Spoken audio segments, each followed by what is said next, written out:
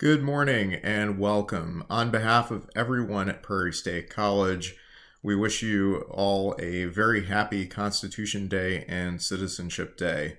My name is Dr. Justin Pariseau. I am Associate Professor of History here at the college. Today marks 233 years since the signing of the United States Constitution in Philadelphia, Pennsylvania, by 39 members of the Constitutional Convention.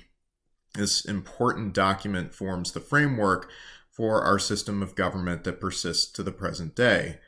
And famously, it begins with a preamble that states, "We the people of the United States." The founders understood that this government is a government of the people, for the people, and by the people. And essentially, that we are a government that derives its power from the consent of the governed. And embedded in the framework of our system of government are those ideas. As we look at the document itself, the preamble is probably the part of the document that most Americans are familiar with, where it says, "We the people of the United States, in order to form a more perfect union, establish justice, ensure domestic tranquility, provide for the common defense, promote the general welfare, and secure the blessings of liberty to ourselves and our posterity, do ordain and establish this Constitution of the United States of America." The document then goes on for 7 articles, laying out the basic framework for our system of government. It is in Article 1 that we do find the basis for the idea that the people are where the power of government come from, at least in the conceptualization of our government dating back to the founding. If we look a little bit deeper at Article 1, Section 2, you'll see that it says, "The actual enumeration shall be made within 3 years after the first meeting of the Congress of the United States, and within every subsequent term of 10 years, in such manner as they shall by law direct."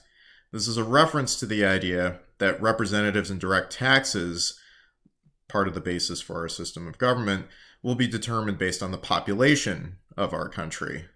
How do we determine that? It's by a census that happens every 10 years.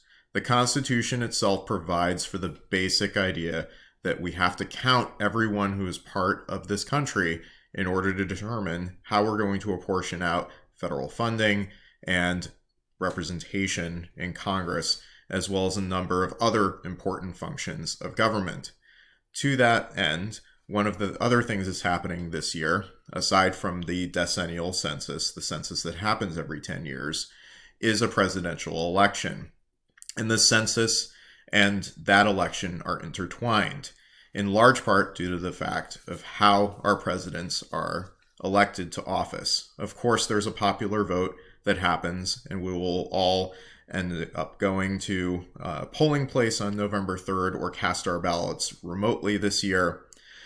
But when that election happens, that's going to dictate how the Electoral College casts its votes to determine who will then remain president or become president in the ensuing year.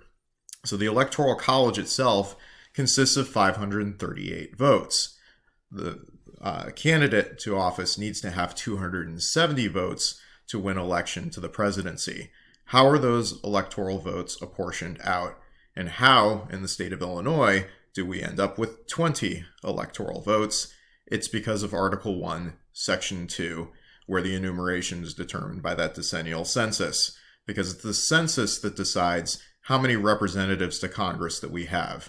Of course, as you know, every state has 2 senators. On top of that, though, we have a congressional delegation that sits in the House of Representatives that speaks for us, representing our voice as the people in the affairs of government. We have 18 congressional districts in Illinois. That was determined by the last census in 2010. This census in 2020 will determine whether or not we hold steady at 18 congressional districts, whether that number of districts will increase or decrease, depending on the overall population of our state. Consequently, right now, we have 20 electoral votes to cast this November after we, the people, cast our ballots on November 3rd, on Election Day. So it matters a great deal that the 2020 census is happening this year. It also matters that because of the pandemic, the timeline for that census has been adjusted accordingly. So the deadline to complete the census this year is September 30th. Those responses need to be received if being sent in by mail by October 7th. So, sitting where we are today on Constitution Day and Citizenship Day on September 17th, you have a few more days to be able to complete your census if you haven't done so already. Please do. Make sure that you're counted. Make sure that you're part of the official count for 2020. It matters a lot in terms of how we decide our system of government, how we're going to be determining who represents us in Congress, and ultimately who becomes president of the United States based on that census.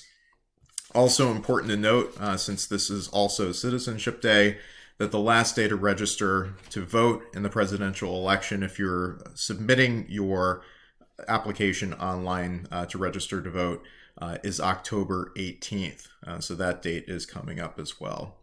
So Constitution Day is an important day for a number of reasons. Historically, it marks a foundational moment in our country's history.